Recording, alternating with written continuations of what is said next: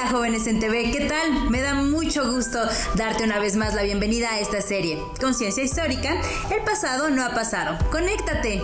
El día de hoy tengo para ti un programa muy interesante, que aunque no lo creas, tiene que ver con tu infancia y con la mía, así como la infancia de tus amigos y amigas. Se trata de conocer qué ha significado ser niño o niña en diferentes momentos de la historia de México, desde el Porfiriato hasta nuestros días. Cabe resaltar que hablar de una infancia es un trato complicado, porque en realidad existe una gran diversidad de su concepción, cada una con una realidad distinta, parecida o totalmente ajena a otra. Sin embargo, abordaremos algunas generalidades de la niñez en diferentes etapas de la historia de nuestro país. Para empezar, me gustaría que me contaras un poco más de tu infancia. ¿Te animas? De manera breve, cuéntanos cómo fue tu infancia. Por ejemplo, ¿cuál era tu juego favorito? ¿Qué lugares te gustaba visitar? ¿Cómo fue la relación con tus padres? Pues mi infancia fue muy linda. Iba pues al parque que estaba cerca de mi casa, salía con mis amigos. Y no había mucha tecnología como la de ahora, que pues todos están muy apegados a eso. Y mi relación con mis padres era muy buena y muy cercana. Pues en mi infancia, pues de mis juegos favoritos para jugar con mis amigos, con mi familia, eran las escondidas, atrapadas, juegos infantiles. Mi relación con mis papás era muy buena, con los dos, siempre les tuve mucho afecto y siempre jugaba con ellos me querían y yo a ellos. Fue muy buena nuestra relación. Mi infancia fue una etapa muy bonita, de hecho fue la mejor que he tenido hasta el momento. Mi juego favorito creo que eran las escondidas y las atrapadas, o sea, esas me las pasaba jugando diario. Y la relación con mis padres, pues fue buena, tengo buena comunicación con mi mamá. Mi papá no he tenido mucha comunicación con él, pero pues sí, lo veo y todo eso, pero con la que más tengo comunicación es con mi mamá y la mejor relación es con ella, o sea, es con mamá. En mi infancia la recuerdo que me gustaba muchísimo dibujar. A día de hoy me sigue gustando. De hecho, con mis papás tengo buena relación. También me gustaba el diseño. De pequeña me gustaba o pensaba que yo quería ser diseñadora, porque me gustaba jugar con mis muñecas, a crear vestiditos y hacerle su ropa. Pero eso fue cambiando con el tiempo. También de pequeña tenía muchos amigos. De hecho, desde pequeña, cuando iba en la primaria, conocí a una persona muy especial que es mi mejor amiga, con la que pude tener buena relación y hasta el día de hoy sigo con ella. También de pequeña entré a cursos de computación porque también me llamaba mucho la atención.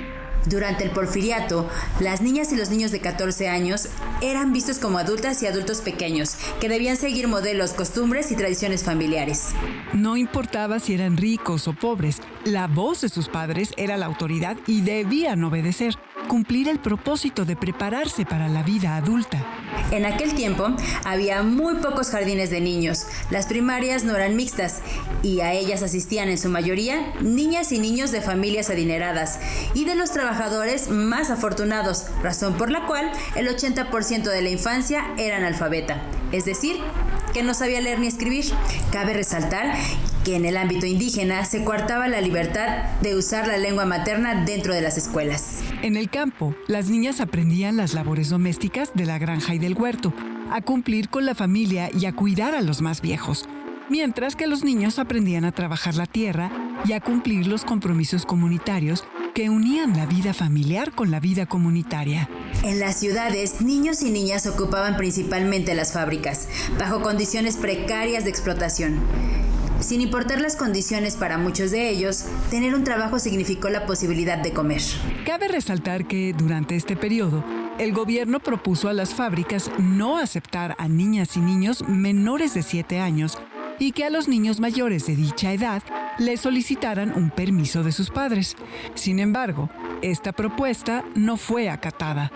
Niñas y niños siguieron trabajando mucho y ganando poco, pues, sobre pretexto de su edad, recibían hasta la mitad de un sueldo de una persona adulta. Solamente les alcanzaba para medio comer tortillas, frijoles, chile y arroz, y vivir en condiciones muy precarias. Esto afectó en mucho su salud y era común verlos con piojos y verrugas, así como enfrentar enfermedades como el sarampión, la viruela, la varicela, la rubeola, la tosferina y la escarlatina.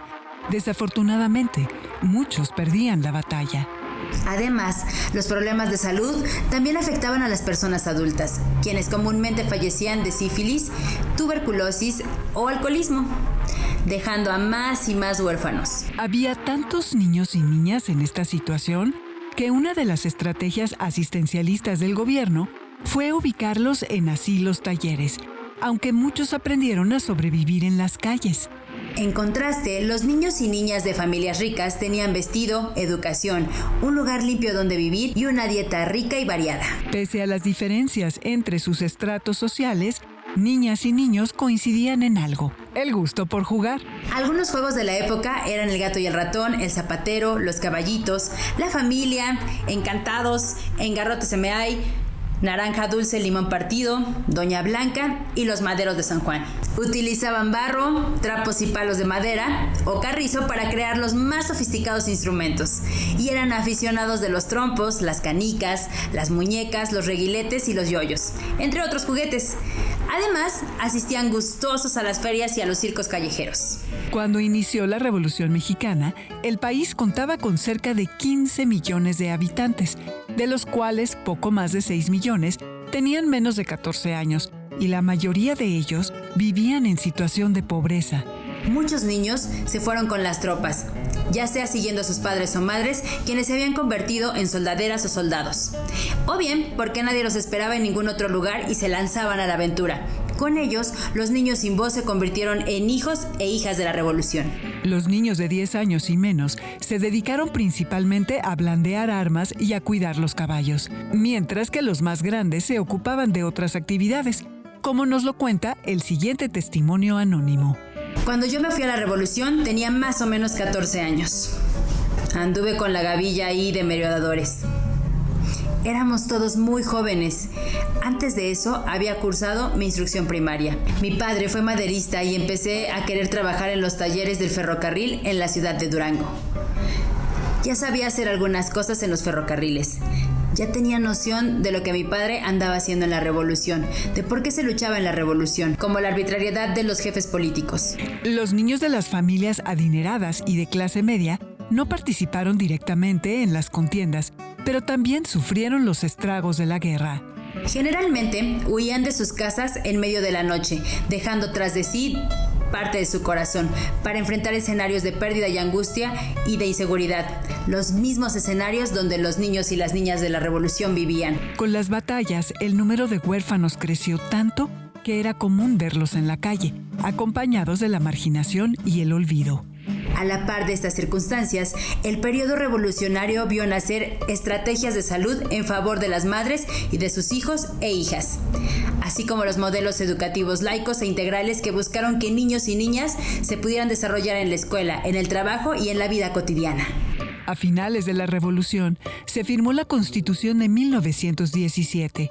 Entre otras cosas, en ella se reconoció la educación laica y gratuita para formar a ciudadanas y ciudadanos modernos, y se establecieron nuevas condiciones para el trabajo infantil, tales como edad mínima de 12 años, una jornada laboral de 6 horas durante el día, un día de descanso por 7 de trabajo y el pago del salario mínimo. Cabe resaltar que en este tiempo el trabajo infantil era visto como una garantía constitucional de los niños y las niñas, pues con él atenuaban las carencias propias y de sus familias. Muchos dueños de fábricas vieron lo anotado en la Constitución más como una recomendación que como una instrucción, por lo que hicieron caso omiso y siguieron contratando a menores de edad bajo sus propias condiciones. Mientras que otros optaron por no controlar a ningún niño o niña. Esto último ocasionó que las pequeñas y los pequeños buscaran nuevas fuentes de ingreso, y en poco tiempo fueron vistos en mercados, panaderías, tiendas, casas, limpiando zapatos o vendiendo periódicos en las calles, viéndose cada vez más expuestos a la explotación y al abuso. Poco a poco, la niñez se convirtió en un asunto de Estado. En el México posrevolucionario, con la participación del gobierno y la iniciativa privada, surgieron diversas asociaciones, instituciones, tribunales, campañas y órganos en favor de la protección infantil.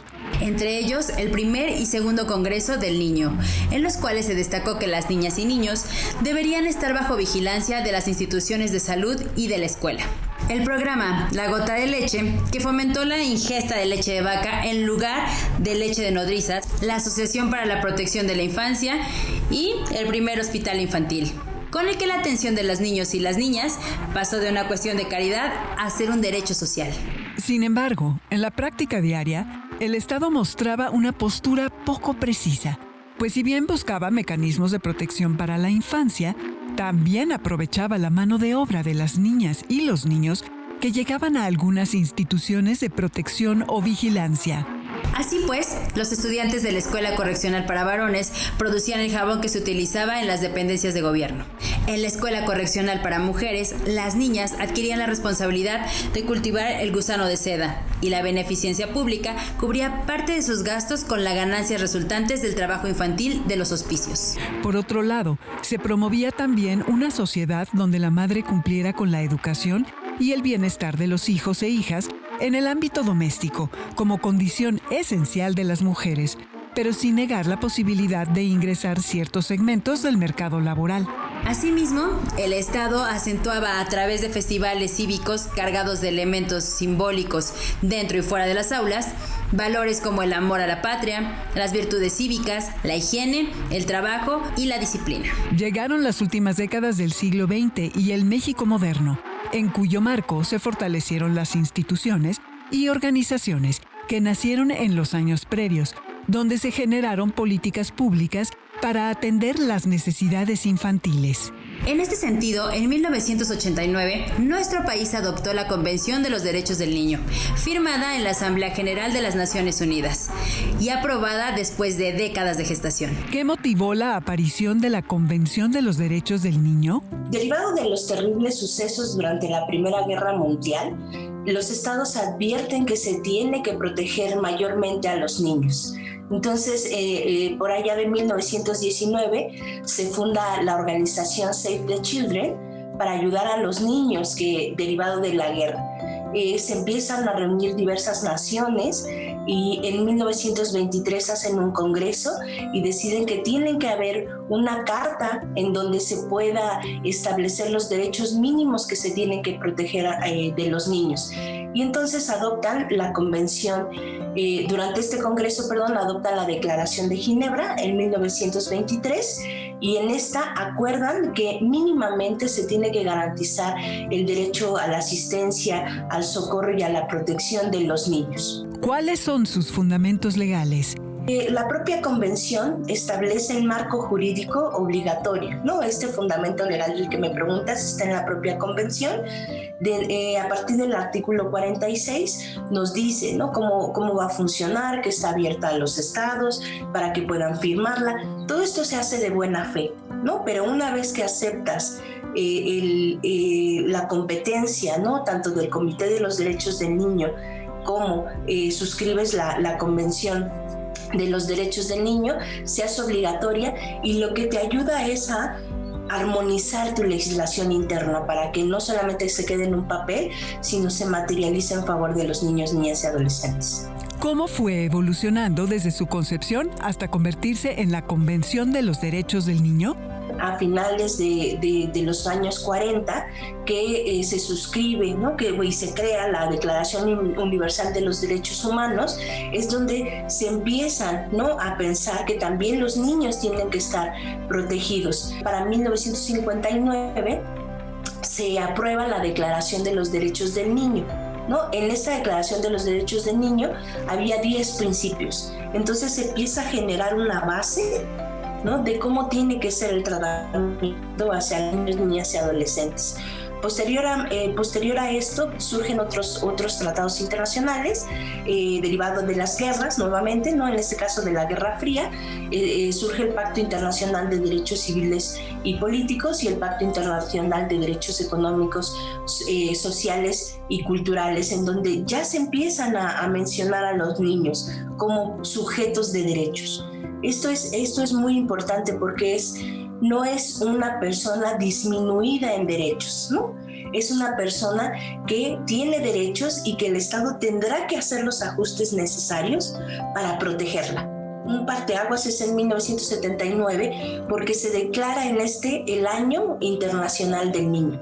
Y ahí Polonia propone que se cree un grupo de trabajo para que se empiece a trabajar en una carta internacional que pueda proteger a los derechos del niño.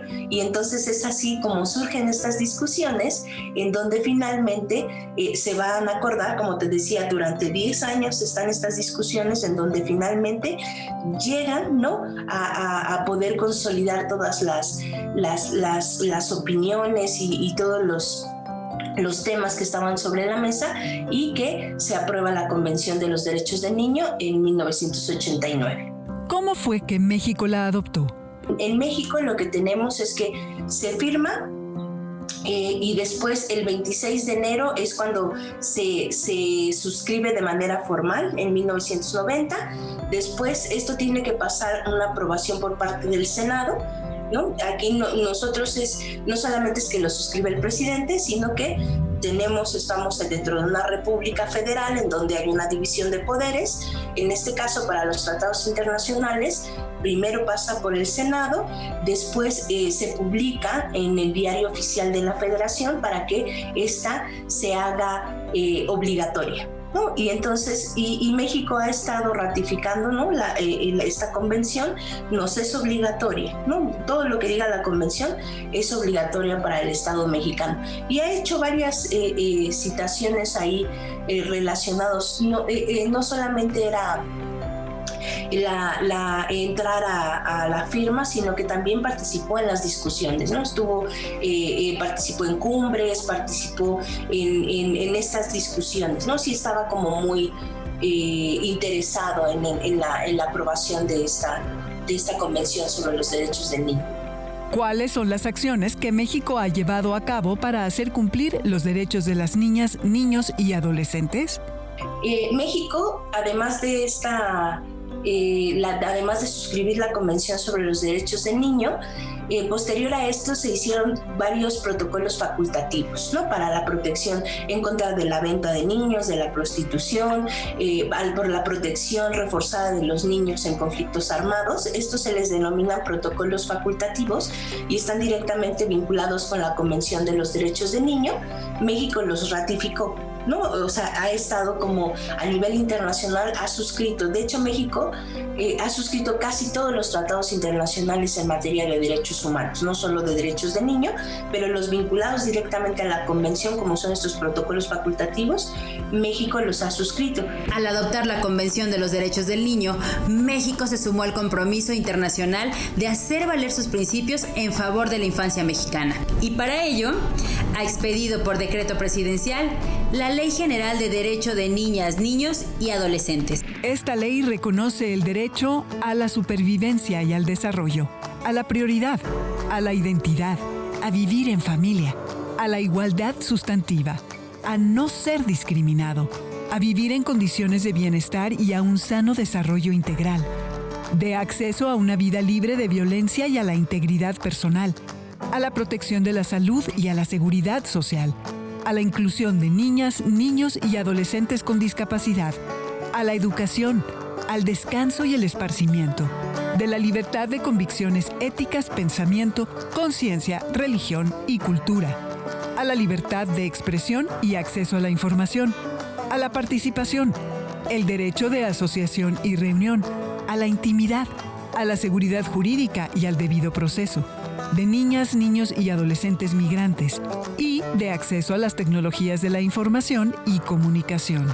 De acuerdo con la Agenda de la Infancia y la Adolescencia 2019-2024, en México vivimos alrededor de 40 millones de niñas, niños y adolescentes, lo que equivale aproximadamente al 35% de la población. Poco más de la mitad vive en la pobreza extrema. En la agenda también se anota que desde que nuestro país ratificó la Convención sobre los Derechos del Niño, ha disminuido la desnutrición y la mortandad infantil. Se ha implementado un esquema de vacunación casi completo para las y los menores de 5 años. La asistencia a la educación primaria es casi universal y se cubre la atención hospitalaria del parto.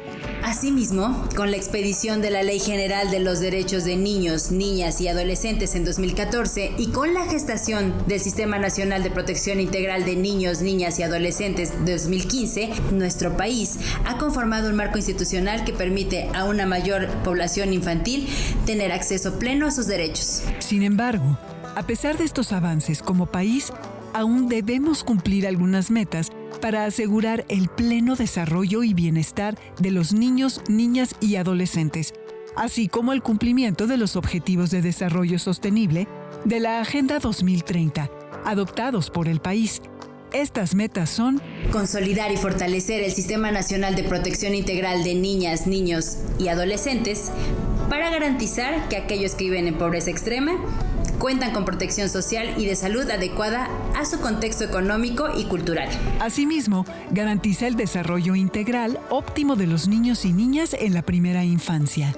Desarrollar e implementar una estrategia nacional integral para erradicar todas las formas de malnutrición infantil. Garantizar que todos los niños, las niñas y adolescentes asistan a la escuela. Poner fin a todas las formas de violencia contra niños, niñas y adolescentes.